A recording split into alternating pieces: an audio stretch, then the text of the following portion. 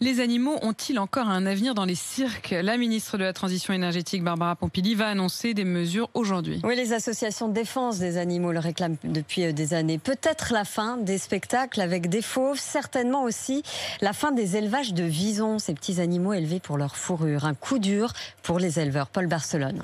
Déception, trahison, les éleveurs créent à la stigmatisation de leur filière. Pierre-Philippe Fry est le porte-parole de la Fédération française de la fourrure. C'est un lynchage, comme un coup de poignard dans le dos de la part de Mme Pompili à l'égard du luxe, qui va mettre en péril près de 2500 emplois. Beaucoup de fabricants vont délocaliser leur emploi. Nous sommes la première cible avant tout le reste de l'élevage, et ça, je crois que beaucoup de secteurs en France l'ont compris. Mais après 18 mois de tractation, les défenseurs de la cause animale attendent cette interdiction avec impatience, comme Muriel Arnal, la présidente de l'association One Voice. Les gens n'ont plus envie d'acheter de la fourrure. Il y a une prise de conscience que les animaux souffrent. On voit des visons mourants, on en voit d'autres en putréfaction qui essaient de ramper vers de l'eau.